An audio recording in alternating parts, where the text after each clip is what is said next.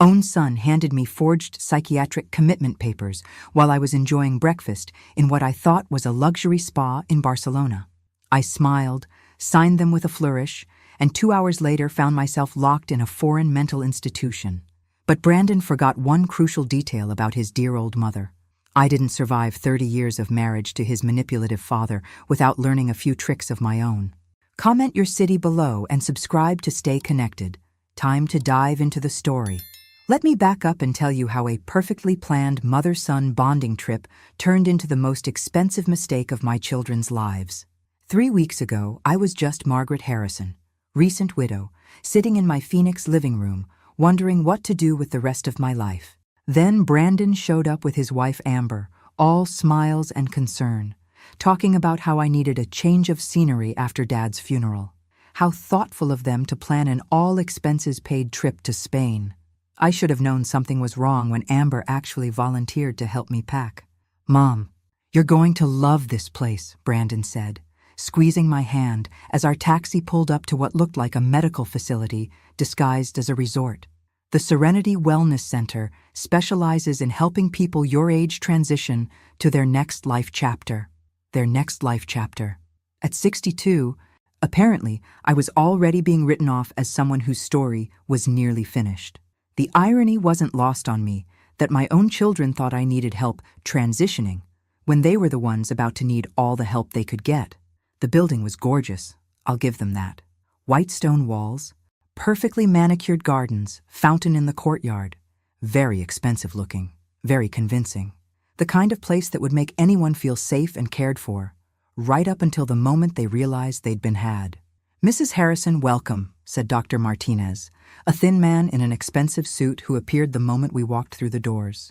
"We've been expecting you." Of course they had. My son had been planning this for months, probably since the moment Dad's will was read and he learned I'd inherited everything. All $2.3 million of it, plus the house, plus Dad's life insurance. Quite a motivator for filial devotion. "The grounds are beautiful," I told Dr. Martinez, "because what else do you say when you're being led like a lamb to slaughter? How long has this facility been operating?" "Oh, we've been helping families like yours for many years," he replied smoothly. "Transitions can be difficult, but we make them as comfortable as possible." Amber linked her arm through mine, playing the devoted daughter-in-law. "We researched dozens of places, Mom Margaret.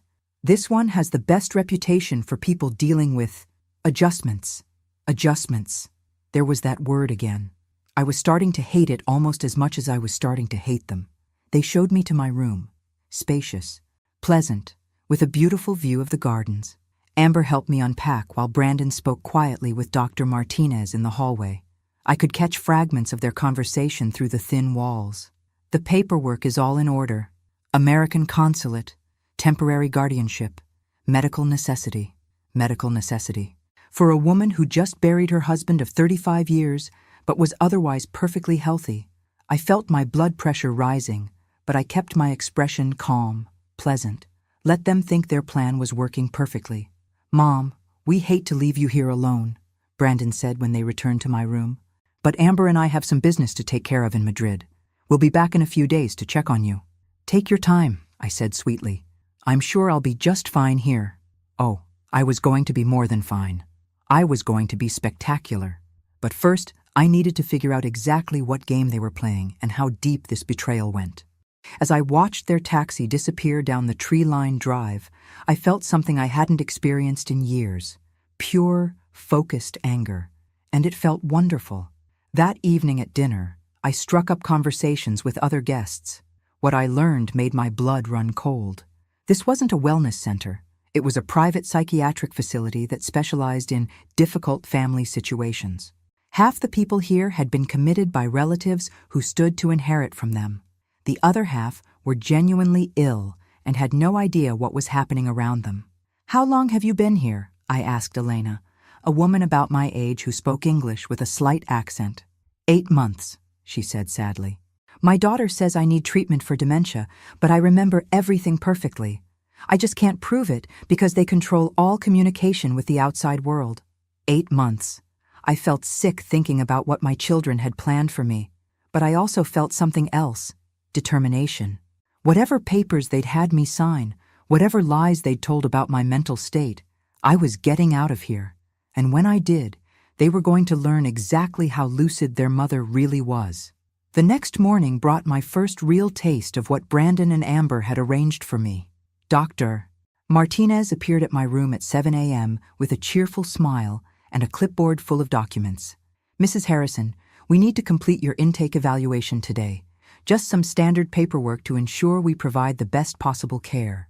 I glanced at the forms. Commitment authorization, treatment consent, financial power of attorney transfer. My son hadn't just had me institutionalized. He'd been setting up to control my entire estate while I was locked away. Dr. Martinez, I said, putting on my most confused expression, I'm afraid my reading glasses are broken. Could you just tell me what these papers say? I trust you completely. His smile became patronizing. Of course, Mrs. Harrison. These are simply formalities. Your son explained that you've been having some memory issues since your husband's death. These documents ensure he can handle your financial affairs while you focus on recovering. Memory issues. Right. The only thing I couldn't remember was raising a son capable of this level of betrayal. I signed everything with a shaky hand, playing the part of a confused, grieving widow. But as I wrote my name, I was memorizing every detail, the legal language, the witness signatures, the official seals. If these documents were forgeries, I'd need proof. If they were legitimate, I'd need to understand exactly how my rights had been signed away. After the paperwork session, Dr. Martinez introduced me to my treatment team, a psychiatrist who didn't speak English well enough to conduct a proper evaluation, a social worker who'd clearly never met me before but had extensive notes about my deteriorating mental state, a nurse who looked at me like I might become violent at any moment. Mrs. Harrison has been experiencing significant cognitive decline, the psychiatrist Dr. Vega read from a file. According to her family, she's shown increasing paranoia, memory loss, and inability to manage daily tasks. I sat quietly while they discussed my supposed symptoms. Paranoid delusions about family members trying to steal from her, forgetting to pay bills, getting lost while driving, talking to her deceased husband as if he were still alive. Every single symptom was a lie, but they were specific lies, detailed lies, the kind that could only come from someone who knew me well and had spent time thinking about how to destroy my credibility. My own son had crafted a fictional version of my mental state that was thorough enough to convince medical professionals. We'll start you on a mild sedative, Dr. Vega continued, to help with the anxiety and confusion. Many patients find it helps them adjust to their new living situation. Sedatives. Of course. Keep the inconvenient mother drugged and compliant while her devoted children emptied her bank accounts. I nodded and smiled, but inside, I was calculating. How long would it take them to drug me into actual incompetence? How quickly could I get word to someone on the outside? How many laws were they breaking, and could I prove it? That afternoon, during what they called therapeutic recreation time, I made my first ally. Maria Santos was a janitor who'd been working at the facility for 6 years. She spoke excellent English and had a daughter back home in Mexico who she supported with her salary. Mrs. Harrison, she said quietly while mopping the floor near where I sat reading, you don't seem like the others. I looked up, meeting her eyes carefully. What do you mean? The ones whose families bring them here, they're usually, she gestured vaguely, different, confused. You seem very aware of everything. Maria was taking a risk by talking to me. Staff weren't supposed to question patient commitments, but something about my situation bothered her, and I needed to find out what she knew. Maria, can I ask you something? In your experience, how often do patients leave here? Her expression darkened. The ones with dementia? Never. The ones whose families pay for long-term care? Almost never. But you? She glanced around to make sure we weren't being observed. You should know that Dr. Martinez received a very large payment from your son, more than the usual fees. A large payment. So this wasn't just about getting me out of the way. It was about making sure I stayed out of the way permanently. My children hadn't just betrayed me. They'd bought and paid for my disappearance. But they'd made one critical error. They'd underestimated exactly how sharp their target really was. By day 3, I had the facility's routine memorized and a plan forming. Morning medications at 8 a.m., which I'd been hiding under my tongue and spitting out later. Therapy sessions at 10, where I played increasingly confused to encourage the staff's belief that the drugs were working. Lunch at noon, when most of the security guards took their break. Afternoon rec time at 2, when Maria worked the second floor where the administrative offices were located.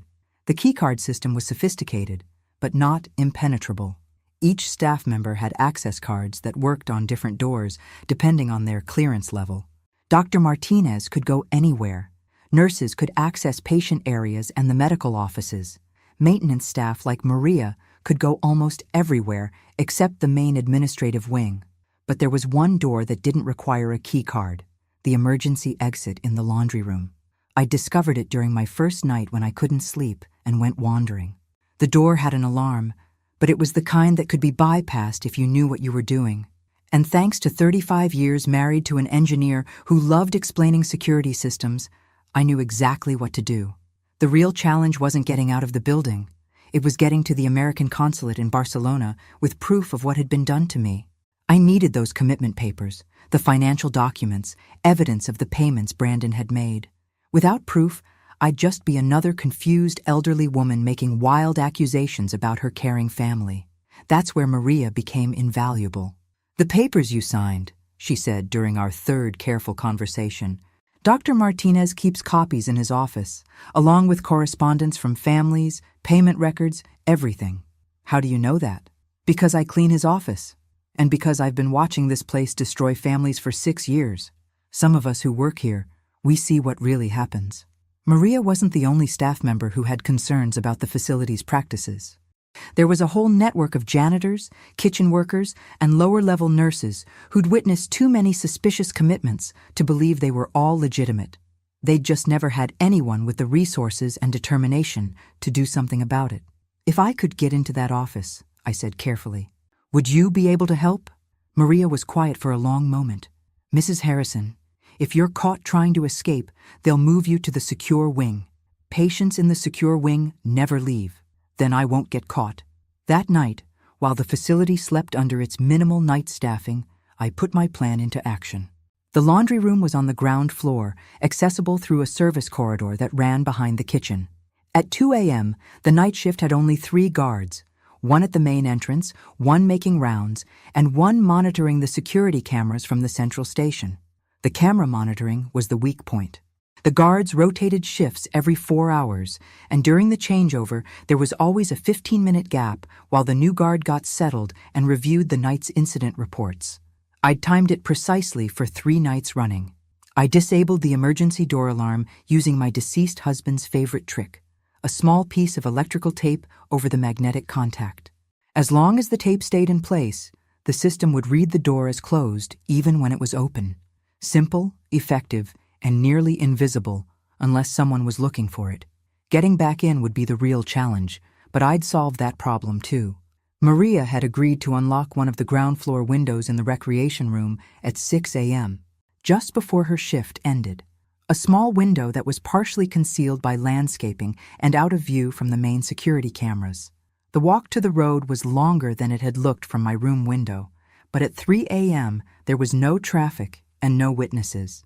I'd changed into the darkest clothes I'd brought, navy slacks and a black sweater that would help me blend into the shadows. 40 minutes later, I was standing outside a 24-hour internet cafe in the small town near the facility. My credit card still worked. Apparently, Brandon hadn't moved to freeze my accounts yet. Overconfident of him. He'd probably assumed I'd be too drugged and confused to cause any trouble for weeks. Time to prove him wrong.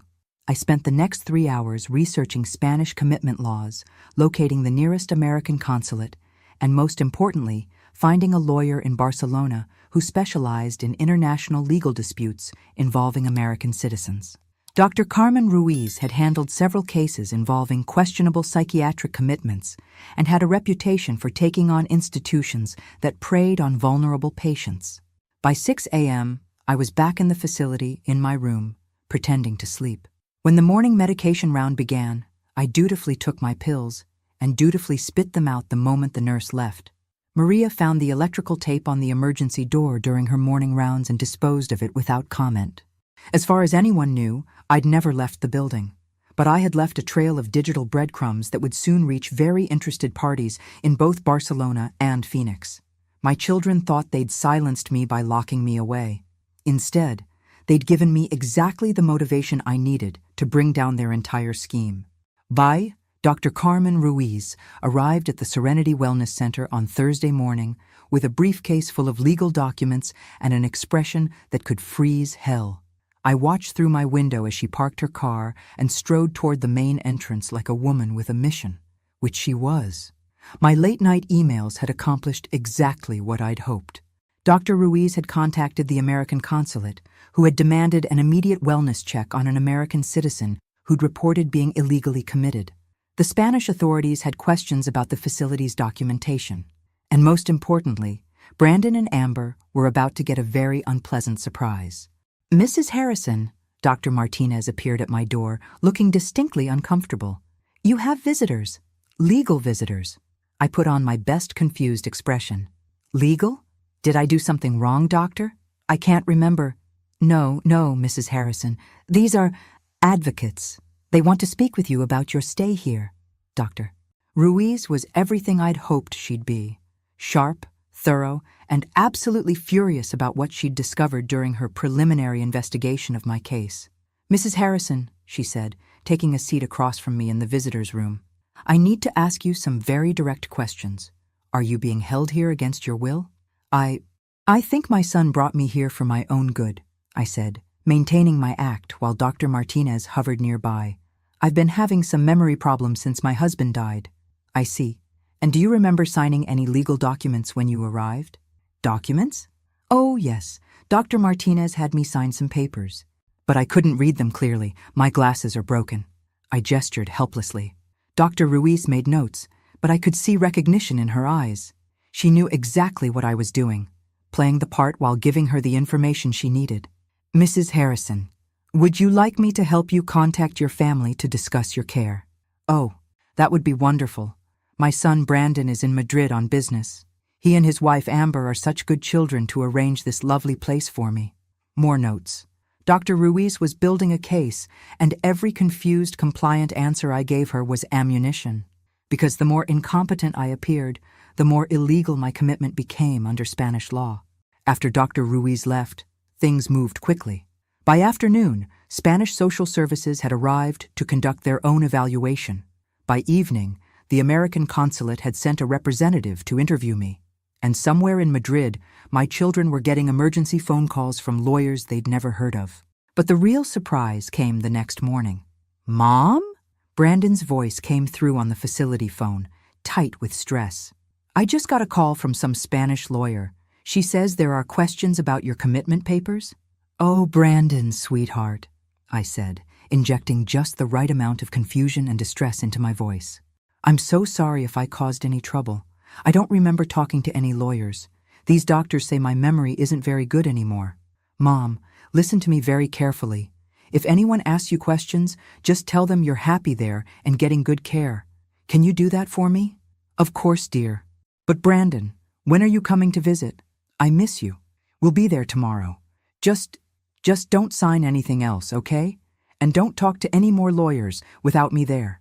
After I hung up, I allowed myself a small smile. Brandon was panicking, which meant his lawyers had told him exactly how much trouble he was in. International kidnapping, false imprisonment, elder abuse, fraud. The list of potential charges was impressive, but I wasn't done yet. My children had tried to erase me from my own life, and they were about to learn that Margaret Harrison didn't erase easily. That evening, Maria brought me something that made my day complete. Photocopies of the documents from Dr. Martinez's office. Payment records showing Brandon had transferred $50,000 to the facility.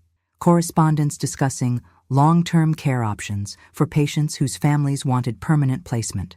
And most damning of all, a psychiatric evaluation that had been written before I'd even arrived at the facility. The evaluation that supposedly documented my deteriorating mental state was dated 3 days before I'd left Phoenix, which would have been impressive since I'd never been examined by any psychiatrist. Brandon had paid for forged medical documents to support my illegal commitment. He'd bribed a foreign facility to hold me indefinitely. And he'd done it all while pretending to be a loving son, concerned about his mother's welfare. Tomorrow, when he and Amber arrived for their visit, they were walking into a trap. The Spanish authorities would be waiting. The American consulate would have questions. And their confused, helpless mother would suddenly become very articulate about exactly what had been done to her. But the real surprise would come later, when they returned to Phoenix and discovered what I'd accomplished during my supposedly helpless weeks locked away in Spain. Brandon and Amber arrived at the facility Friday morning, looking like they hadn't slept in days. Good. I'd been sleeping beautifully, even without the sedatives they thought I'd been taking. Amazing how well you rest when you know justice is about to be served. Mrs. Harrison, Dr. Martinez said, ushering them into the visiting room where I waited. Your son and daughter-in-law are here to see you. I looked up with the expression of someone whose medication was making everything fuzzy. Brandon? Oh, sweetheart, you came back. I was so worried I'd done something wrong. The doctors keep asking me questions I can't remember the answers to. Brandon shot a sharp look at Dr. Martinez. What kind of questions? Oh, about why I'm here, and who brought me, and whether I want to stay. I pressed my hand to my forehead dramatically. It's all so confusing. I told them you know what's best for me. Amber squeezed my hand with fake warmth. Mom, Margaret, you haven't signed any more papers, have you? Sometimes places like this try to get patients to sign things they don't understand. I don't think so, dear. Although that nice lawyer lady did ask me to sign something yesterday. But I told her I couldn't see clearly without my glasses. The blood drained from Brandon's face. What lawyer? Before I could answer, Dr. Carmen Ruiz walked into the room accompanied by 2 Spanish officials and a representative from the American consulate. Mr. Harrison, Dr. Ruiz said crisply, I'm Carmen Ruiz, representing your mother in matters related to her commitment to this facility. We need to discuss some irregularities in the documentation you provided. Brandon stood up slowly, his lawyer instincts kicking in even as his face went pale. I'm not sure what you mean. My mother agreed to treatment here. We have all the proper paperwork. Yes, let's talk about that paperwork. Dr. Ruiz opened her briefcase and pulled out a stack of documents.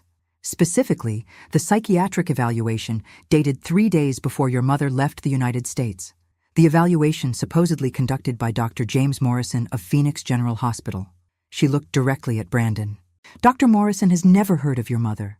In fact, he was attending a medical conference in Seattle during the dates listed on this evaluation. Amber's hand tightened around mine, her nails digging in.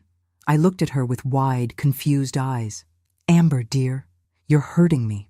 We also have questions about the financial arrangements, the consulate representative added. Specifically, the $50,000 payment made to this facility before your mother was admitted. That's well above standard fees for the level of care provided. Brandon was sweating now. I wanted to ensure Mom received the best possible treatment. Money wasn't an object. How thoughtful, Doctor. Ruiz said dryly. And the power of attorney documents giving you control over her assets while she's receiving this treatment? Standard precautions. Mom has been showing signs of cognitive decline since Dad's death. Someone needs to manage her finances. That's when I decided it was time to drop my confused act. Actually, Brandon, I said, my voice suddenly clear and strong, someone has been managing my finances, but it wasn't cognitive decline that necessitated it. The room went dead silent. Brandon stared at me like I'd risen from the grave. Mom? Amber whispered. I've been fully aware of everything that's been happening here. The forged medical documents, the illegal commitment, the plan to keep me locked away while you emptied my bank accounts. I smiled at them both. What you didn't count on was that your mother isn't nearly as helpless as you thought. Brandon found his voice. You've been faking? This whole time? Oh, sweetheart, I haven't been faking anything.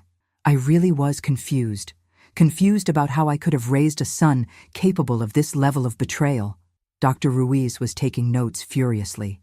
The Spanish officials were speaking quietly into their radios, and my children were finally seeing their mother clearly for the first time in their adult lives. But here's what's really going to confuse you, I continued. While you've been congratulating yourselves on your clever scheme, I've been busy making some arrangements of my own. I pulled out my phone, the one they thought I was too confused to use properly. I had a lovely conversation with my lawyer in Phoenix yesterday.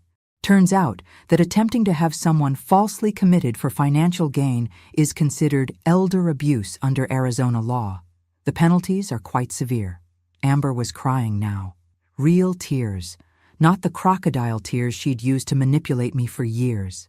Your house is currently being searched by investigators, I continued.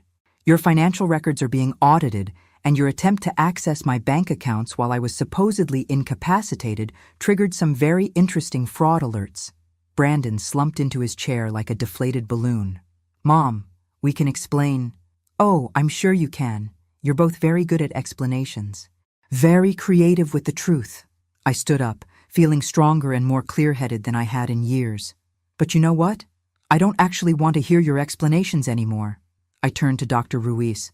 I'd like to press charges for false imprisonment, elder abuse, fraud, and anything else you think might apply. She smiled grimly. It will be my pleasure to help you with that, Mrs. Harrison. As Brandon and Amber were led away by Spanish authorities, I realized something profound had changed. For the first time in decades, I felt truly free. Free from their manipulation, their false concern, their constant undermining of my independence. They'd tried to erase Margaret Harrison from her own life. Instead, they'd awakened someone they'd never met, a woman who was done being anyone's victim. And I was just getting started. The flight back to Phoenix gave me 8 hours to plan my next moves. Brandon and Amber were facing extradition proceedings in Spain, but that was just the appetizer. The main course would be served when I got home and discovered exactly how deep their betrayal went. My first stop wasn't home. It was the law office of Patricia Williams, the attorney I'd hired during my midnight internet research session. Patricia was everything her reputation promised. Sharp, thorough, and absolutely delighted to take on a case involving international elder abuse. Mrs. Harrison, she said, reviewing the files I'd compiled, what your son did constitutes multiple federal crimes. But I have to warn you, proving financial elder abuse can be complicated when family members have legitimate access to accounts. That's what I was afraid you'd say. But Patricia, I think there's more to discover. Brandon didn't cook up this scheme overnight. This level of planning, the forged documents, the international facility arrangements, he had help. What kind of help? I pulled out a folder I'd been putting together during the flight. Brandon's wife Amber works for Fletcher & Associates, a financial planning firm. His best friend Marcus is a psychiatrist. His neighbor Karen Wright is a paralegal who specializes in elder law. Quite a convenient collection of professional connections. Patricia's eyebrows rose. You think this was a conspiracy? I think my son assembled a team of experts to help him steal my inheritance legally. And I think they've done this before. We spent the next 3 hours going through my financial records, looking for any suspicious activity from the past year. What we found was even worse than I'd expected. Small transfers that I'd never authorized, investment changes I'd never agreed to, and most damning of all, a new life insurance policy taken out in my name 6 months ago, with Brandon as the sole beneficiary. Margaret, Patricia said quietly, this policy has a double indemnity clause for accidental death or death by natural causes in a foreign country. The room went cold. They hadn't just planned to steal my money while I was locked away in Spain. They'd been planning for me to die there. How much is the policy worth? $1.5 million. Combined with your existing assets, Brandon would have inherited over $4 million if you'd died in that facility. I sat back in my chair, processing this revelation. My own son hadn't just betrayed me. He'd been planning my murder, disguised as natural causes brought on by the stress of foreign institutionalization, but murder nonetheless. Patricia, I want to know everything. Every person who helped him, every document they forged, every law they broke, and I want them all held accountable. That's going to require a comprehensive investigation. The FBI will need to get involved given the international elements. Then call them. By evening, I was sitting in my own living room for the first time in 2 weeks, but it felt like a foreign place. Everything looked the same, but knowing what had been planned here, what conversations had taken place about my future, made me feel like I was sitting in a crime scene. My phone rang. It was Detective Sarah Martinez from the Phoenix Police Department's Elder Abuse Unit. Mrs. Harrison, we've finished our preliminary search of your son's residence. You need to see what we found. 20 minutes later, I was standing in Brandon's home office. looking at evidence that made my blood run cold. A detailed timeline of my husband's final illness, research on accelerated inheritance procedures, and most chilling of all, a folder labeled Contingency Plans that outlined 3 different scenarios for what they called resolving the Margaret situation. Option 1 was the Spanish facility, isolate and control until natural death occurred. Option 2 was having me declared incompetent and placed in a secured care facility in the U.S. Option 3 was what they euphemistically called medical intervention during travel. Mrs. Harrison, Detective Martinez said gently, "We need to discuss protection arrangements for you. If your son posted bail, he won't," I said firmly. "His passport has been confiscated, and the Spanish authorities aren't releasing him until the extradition hearing. But his associates are still here, and they have just as much